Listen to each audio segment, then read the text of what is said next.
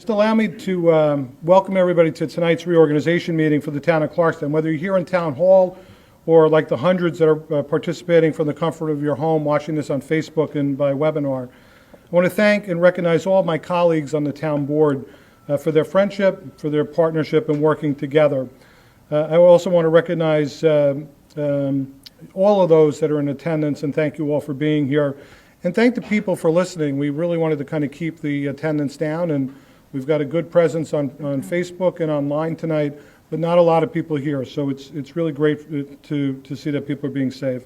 I also want to recognize and thank our Police Chief, Jeff Wanamaker, along with Captain Cummings. Thank you for your efforts for the people of the town.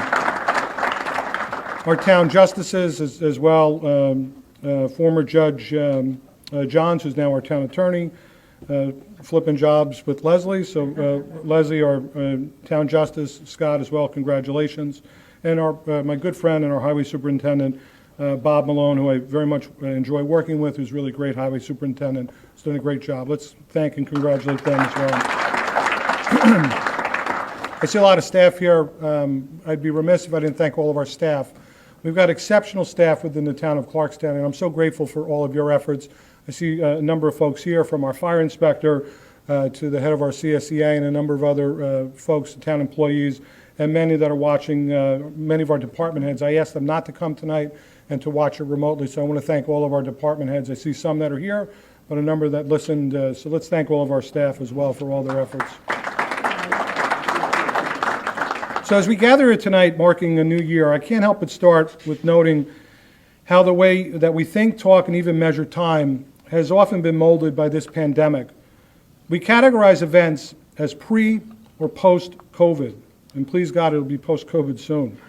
We slip in and out of COVID being more or less a factor in our lives, depending on what state the virus seems to be in. We all ask, is it over now? Okay, when will it be over? We seem to think in these terms time and time and time again. At the same point last year, we were all hopeful that we were approaching the end of the pandemic, as vaccines began to be widely administered here and throughout the world. Clarkstown, much like everywhere else, finds itself continuing to reshuffle, reorganize, readjust, reevaluate, and readapt on how things are ever shifting with the challenges that the COVID pandemic brings and provides to us on a daily basis. You know, I've been personally grateful for the efforts of the others in government, the support of this town board, working closely with me, with the other town supervisors as we've tried to address this crisis along with the help of our staff. It's not a challenge that any of us asked for or ever expected to persist for this long, but I believe Clarkstown has met it well, and will continue to meet the challenge going forward to safely provide services for all of our residents. In fact, we're doing more than just meeting challenges. We've been continuing to accomplish a number of goals that we established over 6 years ago that not only meet the needs of residents today, but continues to build a future for Clarkstown that ensures prosperity and taps into potential for even greater vibrancy as we maintain its success for years to come. You know, Clarkstown, as I often say at the very many ribbon cuttings that we undertake for literally the hundreds of businesses that have relocated or built their business here since I've been supervisor, as I like to say during those, we're the economic engine and hub of Rockland County.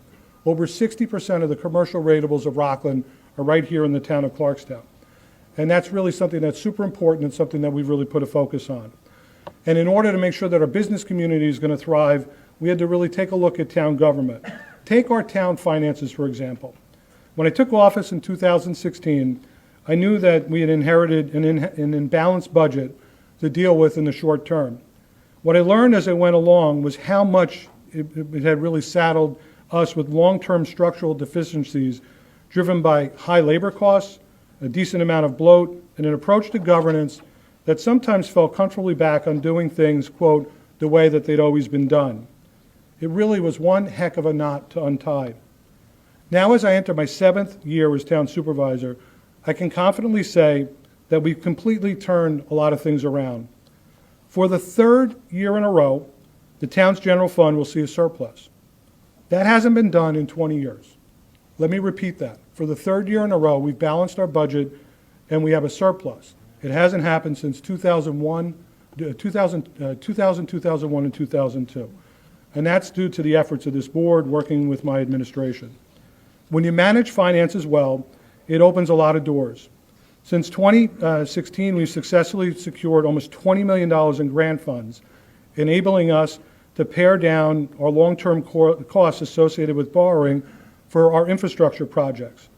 And when we do borrow, we borrow at a significantly lower cost because of our ever-improving bond rating. We just received an upgrade right after the election. We remain the best bond rating municipality in all of Rockland County and the second highest in the Hudson Valley. Responsible fiscal management is hard work, but it pays dividends that you do more than look good on a balance sheet. You can actually see how it makes our community better. There are many projects that we've completed over the years that have been supervisor, including renovations to street school, all 3 of our pools, the acquisition of important open space, RCDS, the Malankara Church property, the Grace Baptist Church, just to name a few. Since I've been supervisor, we've also paved over half of the roads in the town of Clarkstown. Over half. We were on a 30-year paving program before our administration took over. We're now on a 12-year program. Over half of our roads have been paved. And I want to thank our highway superintendent for working so hard with his team to keep us on that path. And right now, we're making significant strides in West Nyack, especially with the work that's being done at the Klein Avenue levee. With the record rainfall and the storm that took place during the fall, Klein Avenue didn't flood. We had the highest recorded rain, the highest floodwaters ever recorded in West Nyack and the Hackensack River, and Klein Avenue didn't flood because of the levee project that was underway.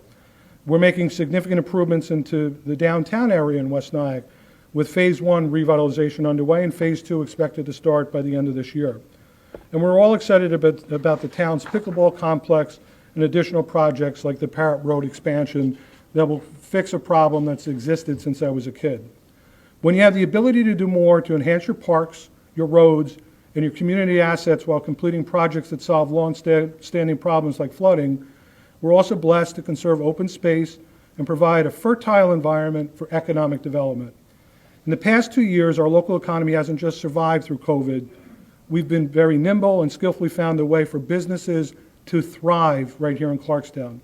Even more, we've been able to attract a slew of new businesses across the retail, healthcare, and logistics sectors. We have a very busy planning board with a lot of projects that are coming forward with a lot of new ratables. With a revitalized West Nyack, Nanuet's continued path toward TOD development, and all of our business corridors buzzing with activity, I know that Clarkstown will be the economic engine that it is and will continue to be for Rockland County, if not for the entire region.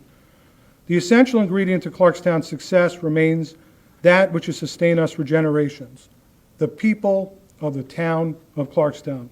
It isn't just a nice, flowery thing for me to say during a speech like this. I've seen it nearly every day for these past 6 years. I've seen it in our brave first responders as they bravely answer the call for those in danger and distress. Just tonight during this swearing in with the New City Fire Department going out on a call. I've seen it in the eyes of veterans listening to our children singing at some of our events to God Bless America. I've seen it at formal ceremonies like this one. And in those small moments when you're at a local restaurant or shop or during my teletown hall calls or the dozens of coffees with the supervisor that we've hosted through these past 6 years. It continues to be an honor of a lifetime to not just work for you, but to really get to meet and to know many of you here within the town of Clarkstown. I thank you once again for extending that honor to me for another term. There are so many more accomplishments to highlight and exciting plans that I'd love to describe in greater detail with everyone. I plan to do so at a later time at our State of the State, hopefully soon, when we can gather together more safely in person.